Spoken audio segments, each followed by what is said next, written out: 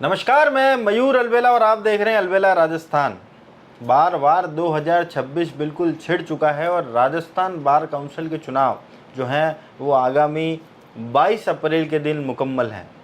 ऐसे में जो तमाम राजस्थान से बड़े वकील हैं वो इसमें अपनी किस्मत आजमाने को तैयार हैं। तो उदयपुर से राव रतन सिंह जी भी इसमें अपनी किस्मत आजमाना चाहते हैं और पूर्व में जो राजस्थान बार काउंसिल के को चेयरमैन भी आप रहे हैं सर।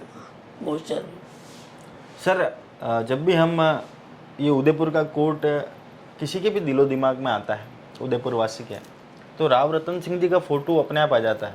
ये आपने इस शहर में एक नाम कमाया है, एक छवि बनाई।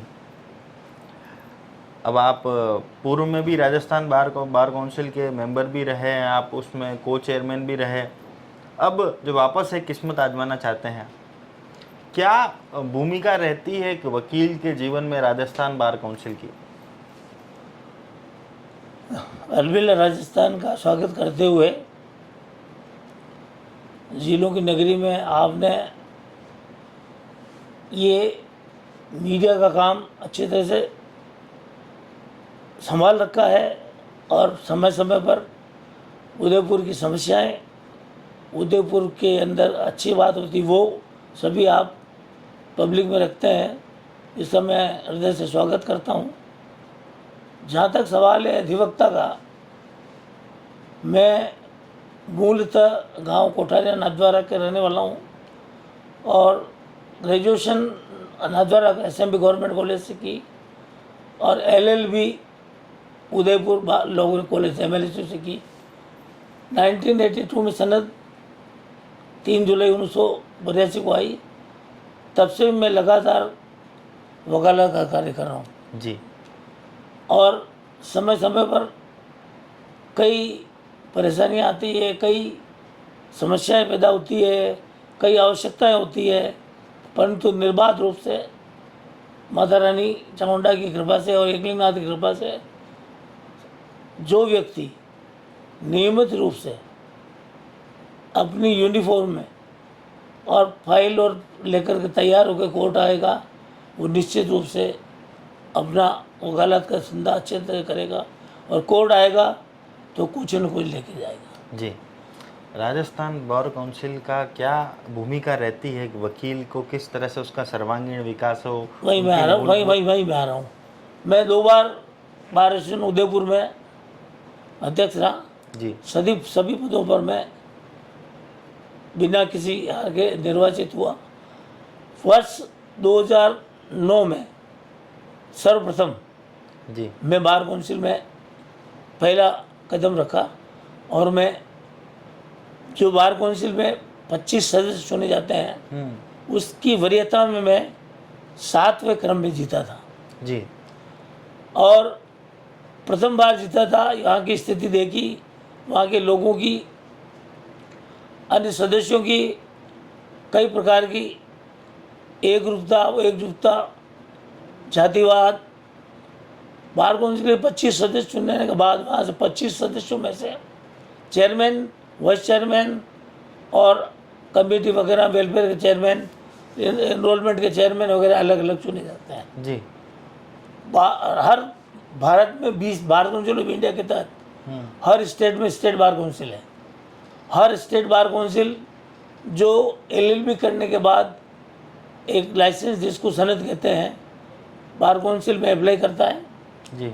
अप्लाई करने के बाद वहाँ से उसको लाइसेंस या सनद दी जाती है। उसके तहत वो अपने न्यायालय में वकालत का कार्य कर सकता है जी और निर्बाध रूप से कर सकता है। फिर 2018 में पुनः समय समाप्त हुआ। पुनः दूसरी बार मैंने ये पद के लिए, मेंबर के लिए अपना नामांकन किया और उस समय मैं 5वें नंबर पर जी विजय हुआ। तो पहली बार 7वें पे थे, दूसरी बार 5वें पे आ गया था। अब अबकी बार पहले बार आना है। अब ये तो माता रानी की कृपा है, एकलिंगनाथ की कृपा हो जाएगी जी तो वो स्थिति पे ले आएगा। पर इस बार बार काउंसिल के अंदर बार काउंसिल ऑफ इंडिया व सुप्रीम कोर्ट द्वारा 30% कोटा महिलाओं को कर दिया। जी।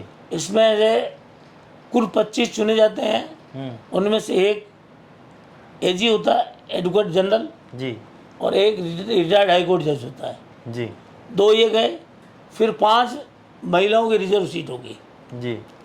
तो ये अब ये चुनाव जो रह गया केवल 20 18 सीटों- सीट में रह गया। हाँ, 18 सीट। जी।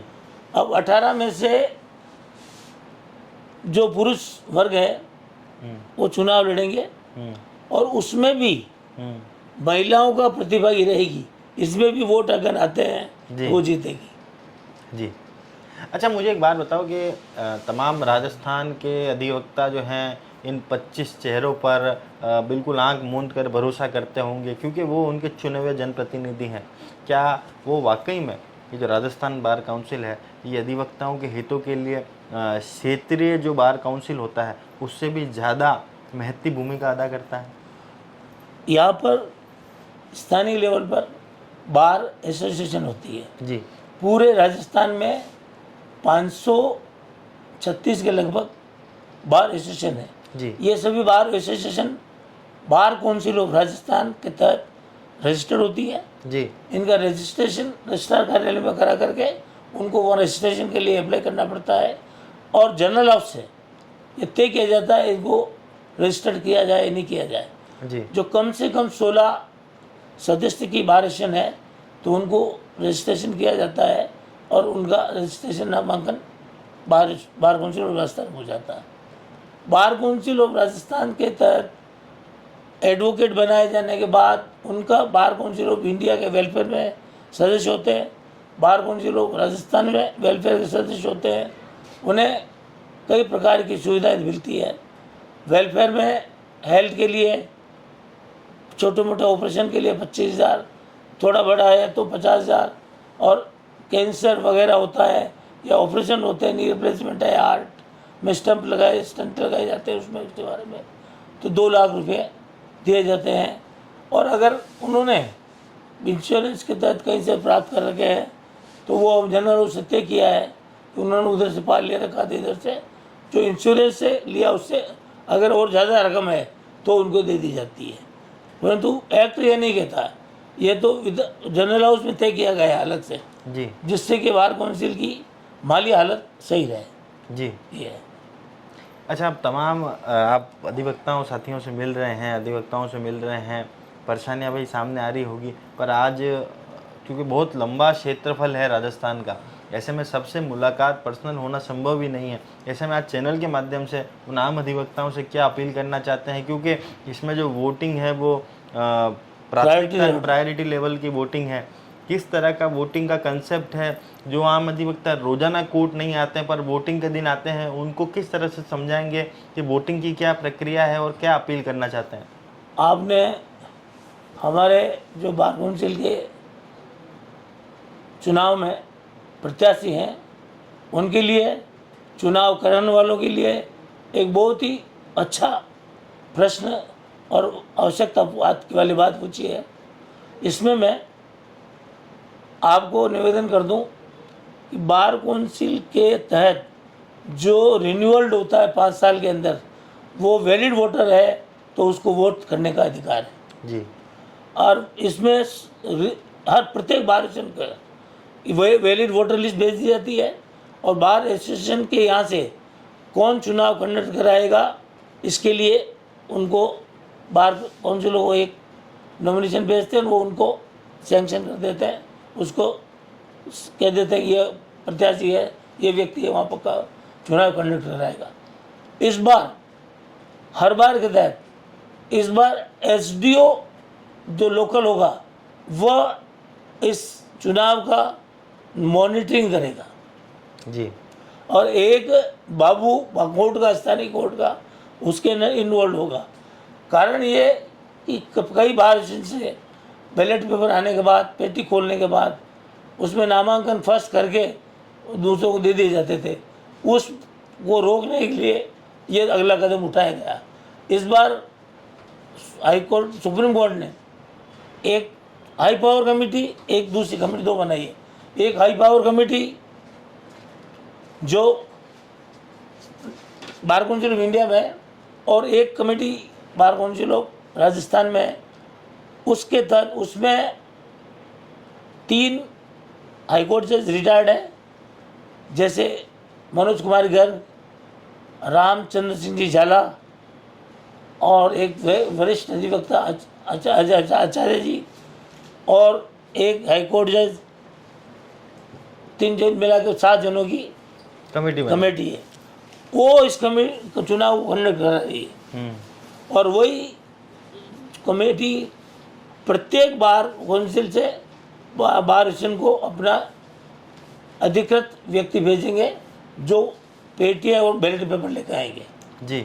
और बैलेट पेपर में how to cast the vote वो आपको मैं इसके माध्यम से बता देता हूँ कि वोटिंग बैलेट पेपर में क्रम संख्या लगी हुई है 1 2 3 4 5 ऐसे। तो मेरा नंबर है बैलेट पेपर नंबर 10। जैसे वो काट देना, जैसे सचिन की जर्सी का नंबर 10, वैसे रतन सिंह जी का बैलेट नंबर 10। तो ये जो कार्ड है हमने कार्ड इसमें छपा रखा है जो इसमें ये हमारा वोटिंग बैलेट पेपर नंबर 10। अब इसमें क्रम संख्या होगी 10, क्रम संख्या 10 और उसके बाद नाम पूरा, उसके आगे खाना आएगा। ठीक है ना? तो इस प्रकार से यूँ चलता रहेगा। उस खाने में प्रत्येक व्यक्ति को अपनी वरीयता, मोहर नहीं, वरीयता को एक में न्यूमेरिकल में, ओके, अगर 2 दूसरे देना चाहता है दूसरे को 2 दे सकता है। चलिए इस मैं दर्शकों को बता देता हूँ बिल्कुल आराम से। तो यहाँ पर क्रमांक संख्या लिखी होगी, जो भी क्रमांक संख्या जो बैलेट नंबर है वो यहाँ पर लिखे होंगे, सामने प्रत्याशी का नाम होगा और आपको यहाँ पर जो है बिल्कुल वरीयता के हिसाब से 1 नंबर 2 नंबर जिस भी वरीयता में आप रखना चाहें वो आपको सामने की तरफ रखना है। ये बिल्कुल सिंपल सा प्रोसेस है, इसी से आप अपने आने वाले भविष्य के जनप्रतिनिधियों को चुन पाएंगे। अपील क्या करना चाहते हैं सर तमाम अधिवक्ता साथियों से? इसमें एक बात और बता दूं मैं, इसमें अगर वो हिंदी में एक लिखेगा तो वह अनवैलिड हो जाएगा और अंग्रेजी में ओ ए नहीं लिखेगा वो भी अनवैलिड हो जाएगा जी। इसलिए गणित में एक लिखना है सिर्फ न्यूमेरिकल में। अब वरीयता में जहाँ तक मैं अपील करता हूँ, जो व्यक्ति अधिवक्ताओं के हितों की सुरक्षा रखते, अधिवक्ताओं के उनके दबाव पड़ रहा है, उनका दोहन हो रहा है, तो उनकी बात को बार काउंसिल में, राजस्थान हाई कोर्ट में और न्यायालयों में अपनी बात रख सके, तो बार काउंसिल के सदस्य को नए अधिवक्ता बनाने का अधिकार होता है। और कोई अधिवक्ता अपने अधिवक्ता एक्ट के उल्लंघन करता है तो उनके खिलाफ प्रोफेशनल मिसकंडक्ट की कार्रवाई चलती है जी। उसमें उनके खिलाफ पूरा मुकदमा चलता है, पूरी ट्रायल होती है, जिस प्रकार से केस होती है। हर कोई भी व्यक्ति किसी भी को वकील करने के पश्चात अगर उसके विधि अनुसार उसकी पैरवी नहीं हुई है और वो संतुष्ट नहीं है, मतलब दूसरे से मिल गया है या पैसे ले लिए हैं या पैरवी नहीं की है, तो इसमें कंप्लेंट हो सकती है। और उसमें हम डीसी हमारी कमेटी बनती है 10-15 कमेटी जो उनके लिए ट्रायल करती है। ये ट्रायल हम संडे को या छुट्टी के दिन रखते हैं, जिससे न्यायालय का समय कार्यबाधित नहीं होता है। ये भी है, हमने बार काउंसिल के तहत एडवोकेट प्रोटेक्शन एक्ट को पास कराकर गवर्नर के पास भेजा। गवर्नर ने उस एक्ट को मंजूर करके प्रेसिडेंट ऑफ इंडिया के पास भेज रखा है। उसके बाद में भी उस प्रोटेक्शन एक्ट को लागू नहीं किया जा रहा है। मुझे आश्चर्य होता है, डबल इंजन सरकार होते हुए हमारे यहाँ के जनप्रतिनिधि जो गवर्नर भी हैं, एमएलए भी है, एमपी भी है, उसके बावजूद जो विधि अनुरूप काम होना चाहिए वो नहीं हो रहा है। तो ये बड़ी खेद की बात है, परंतु ये हमारा कार्य हमने कर रखा है। और कोई प्रोफेशनल मिसकंडक्ट के अलावा हम जॉइंट बीमा और उनके हितों के लिए करीब कई प्रकार की काम करते रहते हैं। साथ ही लो बॉन्ड पे हर वर्ष 6 महीने में एक बार लीगल लॉ लिटरेसी कैंप वहाँ पे लगाया जाता है, जिसमें 7 दिन का जो 5 साल के अंदर अंदर आते हैं एडवोकेट, उनके लिए ट्रेनिंग की व्यवस्था की गई। वहाँ पे जाना है, उनको रहना खाना सब मुफ्त है। और वहाँ पे हाई कोर्ट जज, सीनियर एडवोकेट सभी वो लेक्चर देते हैं।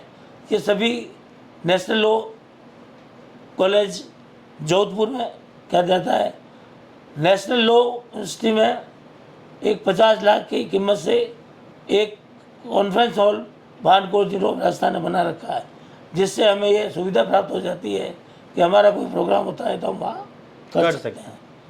साथ ही हर प्रकार की सुरक्षा अधिवक्ताओं को दिलाने के लिए यहाँ पे इंफ्रास्ट्रक्चर की कमी है। एक एडवोकेट न्यायालय में बैठेगा तो बैठकर अपना व्यवसाय कर सके, उसके लिए टेबल कुर्सी सामने बेंच लगा सके, ये व्यवस्था कर सके, इसके लिए बार काउंसिल प्रयास करती है। बार काउंसिल द्वारा ये कंप्यूटर प्रिंटर ये भी मुहैया कराए गए। बार काउंसिल द्वारा अगर कोर्ट में प्यूरीफाइड की व्यवस्था नहीं है, जन सुविधा नहीं है, तो इसके लिए भी वो माननीय राजस्थान उच्च न्यायालय से करवा सकती है। उसमें क्या है, ये प्रीमिसेस है अभी राजस्थान हाई कोर्ट के पोजीशन में। यहाँ पर कोई कार्रवाई करनी है, कोई ईंट भी लगानी है तो bar council high court Rajasthan से परमिशन लेनी पड़ती है जी। इस प्रकार अधिवक्ता का न्याय दिलाने में, अधिवक्ता की सुरक्षा करने में, सामाजिक स्तर पर, राजनीतिक स्तर पर हर प्रकार से अधिवक्ता लगा हुआ है।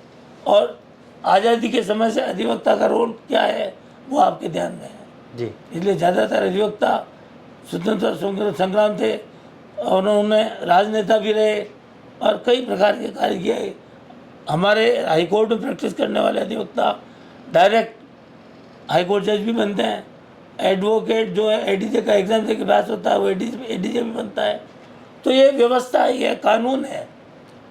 राजस्थान जुडिशल सर्विसेज और हाई कोर्ट जुडिशल सर्विसेज ये सब आरजेएस आरएचजेएस दोनों मर्ज हो गई अब तो ये तरीका है जिसमें एडवोकेट की सुरक्षा, एडवोकेट की कार्य करने की प्रणाली का कोर्ट में कैसे आना, फाइल कैसे करना, इसके लिए हम समय समय पर कॉन्फ्रेंस करके उनको बताया जाता है और एक ट्रेनिंग की।